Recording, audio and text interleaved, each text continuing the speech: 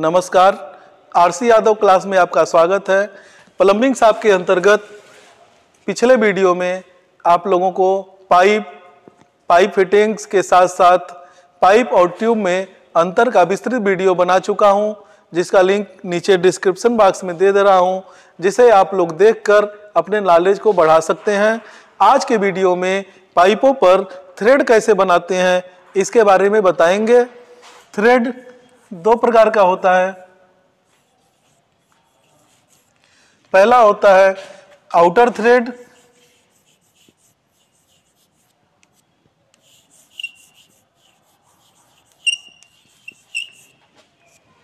और दूसरा होता है इंटरनल थ्रेड।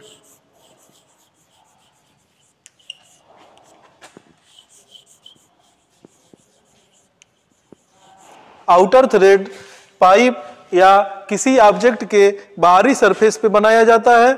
आउटर थ्रेड बनाने के लिए पाइप डाई या डाई का प्रयोग किया जाता है। जिस साइज का थ्रेड बनाना होता है उस साइज का डाई प्रयोग किया जाता है। इंटरनल थ्रेड ऑब्जेक्ट के इंटरनल सरफेस पे बनाया जाता है। इसको बनाने के लिए टैप या लेथ मशीन का प्रयोग किया जाता है। जिस साइज का थ्रेड बनाना होता है उस साइज का टैप प्रयोग किया जाता है। थ्रेड के बारे में एवं इंटरनल थ्रेडिंग के बारे में आप लोगों को अगले वीडियो में बताएंगे। यह पाइप डाई एंड स्टॉक है। पाइपों पर थ्रेड बनाने के लिए इसका प्रयोग किया जाता है। इसके पार्ट्स में यह हैंडल हो गया। इसमें अच्छी ग्रिपिंग के लिए यहाँ पे इधर नर्लिंग ऑपरेशन किया जाता है। यह इसकी बॉडी है। इसे डाई स्टॉक कहते हैं। यह कास्ट आयरन का बना होता है। इस स्टॉक की सहायता से 1/2 इंच, 3/4 इंच और 1 इंच के साइज के पाइपों पर थ्रेड बना सकते हैं।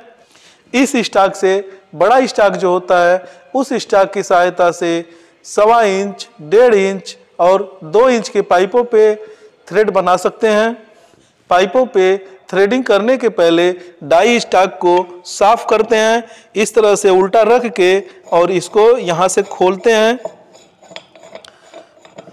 खोलने के बाद यहाँ पे अंदर जो भी लोहे का बुरादा होता है इसको साफ कर लेते हैं। यह डाई बीट है। यह हाई कार्बन स्टील का बना होता है। इसी के द्वारा पाइपों पर थ्रेडिंग की जाती है। यह एक सेट में आता है जिसमें दोनों पीस पर सेम नंबर लिखा रहता है। जिस साइज के पाइप पे थ्रेड बनाना होता है उसी साइज के डाई बीट का प्रयोग किया जाता है।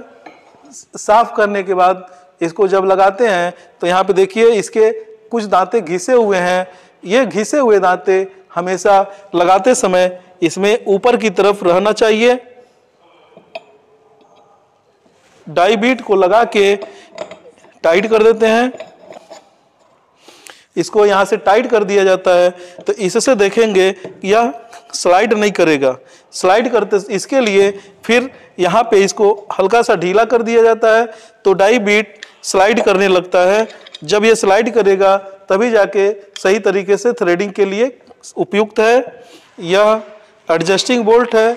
यह माइल्ड स्टील का बना होता है। इसकी सहायता से डाई बीट को फीड दिया जाता है। यह गाइड या बुश है। यह कास्ट आयरन का बना होता है। जिस साइज के पाइप पर थ्रेडिंग करनी होती है उस साइज के बुश का प्रयोग करते हैं। थ्रेडिंग करते समय यह डाई स्टॉक को सपोर्ट करता है जिससे थ्रेड सीधा बन सके। यह पाइप वाइस है। इसमें यह फिक्स जा होता है और यह मूवेबल जा होता है जो स्पिंडल की सहायता से ऊपर नीचे मूव करता है। पाइप वाइस में गोल जाब को पकड़ के इस पे काम किया जाता है। पाइप को वाइस में टाइट करने के बाद डाई स्टॉक को इस तरह से यहाँ पे लगाते हैं।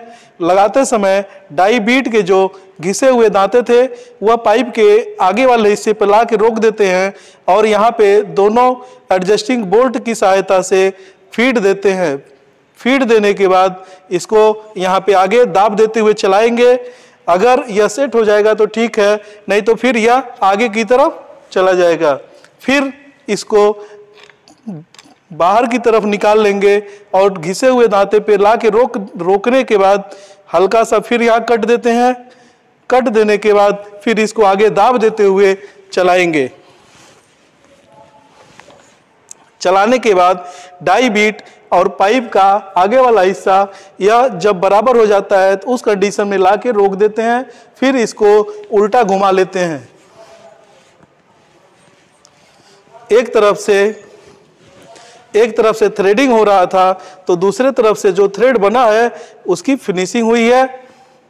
इस तरह से यहाँ पे ला के रोकेंगे, फिर दूसरी बार कट देते हैं, फिर आगे की तरफ दाब देते हुए इसको चलाया जाता है। चलाते समय अगर यह डाई रुक जाती है तो इसको हल्का सा उल्टा घुमा लेते हैं, फिर आगे की तरफ दाब देते हुए चलाया जाता है। पुनः डाई बीट और पाइप का आगे वाला हिस्सा आके एक बराबर होता है तो रोक देते हैं। इसके बाद इसको उल्टा बाहर की तरफ घुमा लेते हैं। इसके बाद पुनः एडजस्टिंग बोल्ट के द्वारा फीड दिया जाता है। अब 3 कट लग गया है। तीसरे कट के बाद चेक करेंगे कि थ्रेड बना कि नहीं बना। इसके बाद लोहे के बुरादे इस पे बने लगे रहते हैं, इसको ठोक के साफ कर लिया जाता है। साफ करने के बाद यहाँ से इसको सॉकेट को लगा के चेक करते हैं कि थ्रेड बन गया कि नहीं बन गया। थ्रेड बन जाता है तो ठीक है, नहीं तो हल्का सा यहाँ पे बचा हुआ है। फिर दोबारा वही क्रिया करेंगे। दोबारा डाई स्टॉक को लगाने के बाद पुनः यहाँ से कट देते हैं और कट देने के बाद फिर चलाएंगे। इस तरह से इसको लगा के टाइट कर दिया जाता है। अच्छा जोड़ तभी माना जाता है जब सॉकेट, एल्बो, टी या क्रॉस को टाइट करने के बाद यहाँ पे कोई भी थ्रेड दिखाई ना दे। अगर कोई भी यहाँ पे थ्रेड दिखाई देगा तो समझिए कि यहाँ से जीआई की कोटिंग समाप्त हो जाती है और इसके बाद यहाँ पे जंग लग के यहीं से जोड़ खराब हो जाता है। इसलिए थ्रेडिंग करते समय विशेष सावधानी अपनाते हैं कि बहुत ज़्यादा लंबा थ्रेड नहीं काटा जाता है।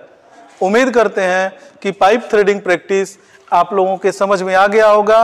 यदि पाइप थ्रेडिंग प्रैक्टिस से जुड़ी किसी भी प्रकार की कोई समस्या हो तो आप लोग कमेंट के माध्यम से हमसे पूछ सकते हैं। यदि यह वीडियो आप लोगों को पसंद आया हो तो आप लोग दोस्तों के साथ मिलके सब्सक्राइब कीजिए, लाइक कीजिए और शेयर कीजिए। धन्यवाद।